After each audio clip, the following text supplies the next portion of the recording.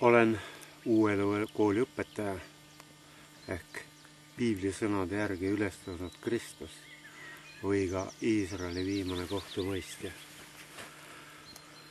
Ja nii nagu piiblis on ka Jumal lasknud ette öelda, et minu kohus on õige, sellepärast, et ma ei mõista ühtegi inimest mitte hukka, vaid mõistan kõik inimesed, kes selle tõeõpetuse, mida ma räägin, seda räägib kõige kõrgem Jumal elu ise läbi minu oma poja. Selle õpetuse alusel ma mõistan iga inimese õigeks, kes saab aru, et see on õige ja võtab selle omaks, omandab selle õpetuse. See ongi tulnud kohtu alt, armu alla, seesamane kohus, mida ma räägin, seesamane kohus ongi ta mõistnud õigeks.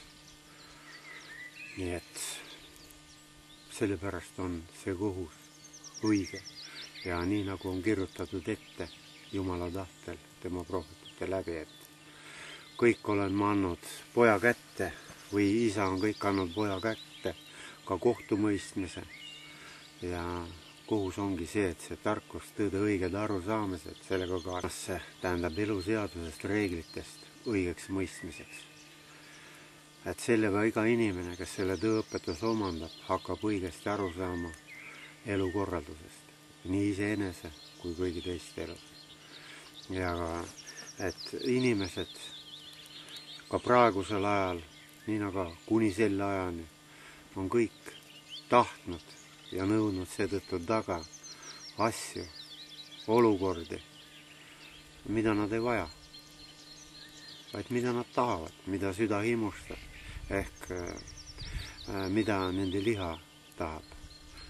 Sest kõigi nende inimeste, kes ei ole tulnud valearusaamade sõltuvusest õigetesse arusaamistesse eluseaduse reeglite kohta, nende mõistus on vangistatud ehk orjuses valearusaamade kontrolli all ja lihatahtmiste kontrolli all, sest ja sellepärast ongi, et inimesed vajavad tegelikult päästmist just sellest eksiõpetuste ja nendega kaasnevate valearusaamade sõltuvusest õigetesse arusaamistesse.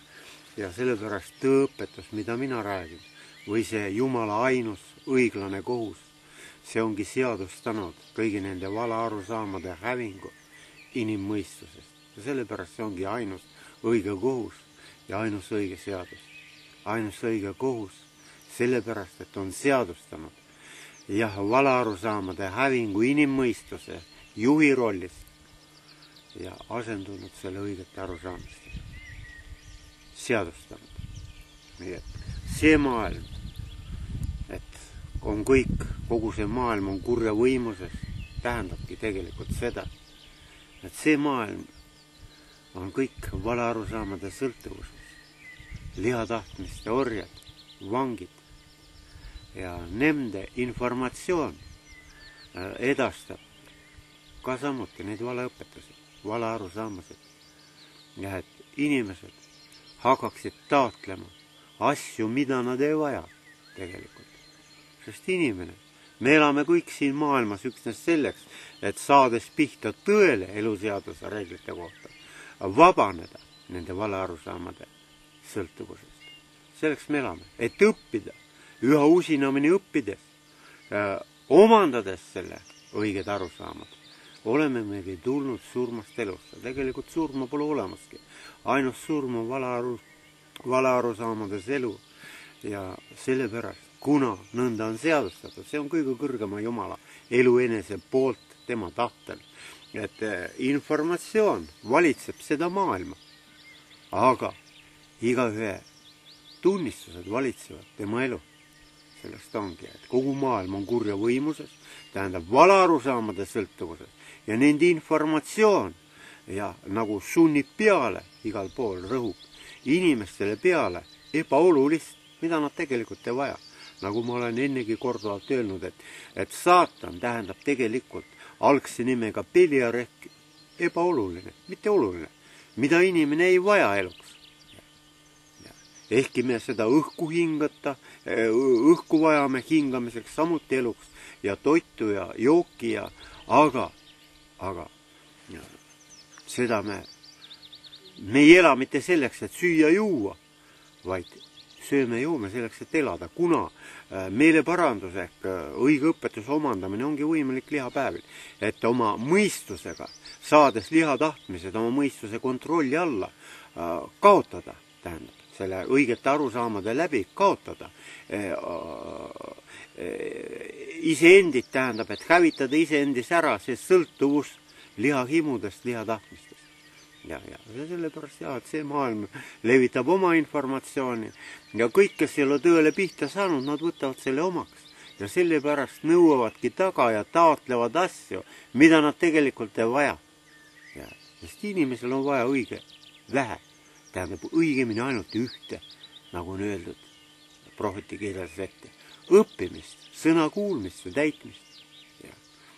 Sest siis ta on saanud pihta tõele eluseaduse reeglite kohta, ongi ta surmastunud elusse ja kohtu alt armu alla, sest ta ei vaja enam, et ta mälu kustutatakse, sest ta on kõigile õigesti pihta saanud. Aga nii, nagu on öeldud, et pole olemat suuremat vastuseisu, kui selle tarkuse tõusule inimmõistuse juhi rolli. Mida tähendab ka samas ka see Harmagedooni lahing, mille tagajärjel tekib apokalüpsis. Sest Harmagedoon, see ongi lahing inimmõistuse pärast. Tähendab, et kõik õpetused, ideoloogiad, kõik püüavad seda inimmõistust ära vallutada. Tähendab, et inimmõistusesse asuma juhi rolli. Ja kujundama, juhtima inimest, inimmõistust, sellega kaasnevalt loomulikult kogu tema elu ja tegemisi selle vale arusaamade sõltuvused.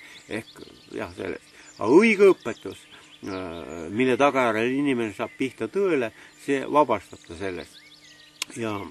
Ja sellepärast ka meie koguduses, tähendab Uue Elu koolis, mille õpetajaks mind Jumal on määranud. Sest Jumala tööd saabki teha üksnes Jumala käsul ja täielikult finantseerimisel. Nii vaimselt kui materiaalselt, üldse kõigis asjades, sest me saame Jumalat alati kõik see tuleb meie juurde, mida me just vajame, nii iseeneste pidevaks täiustamiseks, tarkuse tõega, õigete arusaamistega, kui selle edastamiseks teistele. Nagu on kogu selles looduses, võime näha selgesti, et kõik elu sünnitab elu. Nii taime, loomariigis, linnu, kõigis, kõik elu sünnitab alati elu. Ja Jumala elu, see sünnitabki. Peab sünnitabki loomulikult Jumala elu, see on tarkuste õiged arusaamasid ja selline inimene ei pöördu tõepoolest enam siia liha kaduvuse orjusesse, vaid ta läheb järgmisele kõrgemale vaimutasandile. Ja selle samal põhjusel ka meil Uue Elu koolis käivad pidevad rünnakud, kuna see on praegusel ajal ainus tõeallikas siin planeedil Maa, ja kust inimene võib omandada õiged arusaamad eluseaduse reeglite ja kõige elukorralduse kohta, iseenese ja teiste elus, siis selle ümber käib pidev võitlus, vaimuvõitlus, Harmagedooni lahing ja inimese kinge pärast, ehk inimese mõistuse, juhi rolli pärast, et kes asub juhtima. Nagu on öeldud, et taevariiku võetakse ära väevõimuga, kõik selle võtavad, haaravad ta vägivallaga, väevõimuga eneste kätte, et asuda seda inimmõistust juhtima. Kõik need ideoloogiad, õpetused püüdlevad sinnapoole. Aga need on kõik Jumala poolt antud. Tähendab, ka aseainete kummardamised ja kõik need teised muud, kõik eluõpetused, koolkonnad, nad õpetavad inimese vastavalt, milline on kellegi vaimse arengu hetkeseis. Ja sest Jumal ei pane kellegi peale suuremat ega väiksemat koormat, vaid sellise, nagu igaüks vajab. Nagu laps peab olema liivakastis mängima, see on tema osa ja see on tema tõde. Ja need sellepärast on ka tõed kõik. Tõde on suhteline, on olemas lõplik tõde. See on, et iga inimene on määratud edasi arenema, vaimselt õige edasiarengu seaduse põhjal kui Jumala, kõige kõrgema seaduse põhjal. Ja sellepärast tõepoolest ka meil Uue Elu koolis on niisama on, kuidas see need valearusaamad, see maailma kurjus või mis see ongi. See tegelikult tähendabki neid valearusaamasid, neid jõude. Ehk iga inimest ümbritseb bioenergia väli ja kes teda juhib, mis jõud teda juhivad arusaamad. Ja nemad saavad rünnata kõige nõrgemast kohast. Tähendab, selleks on ka valevendid rehvanud sisse mööda läbi käima Uue Elu koolist, aga nad ei jää püsima niikuinii keegi. ja ka ütleme nõrgemad vennad, aga tähendab, kes ei ole veel omandanud tõõpetust, ei ole veel kinnistunud, kelle mõistusesse, alateadvusesse ei ole veel see tõde jäägitult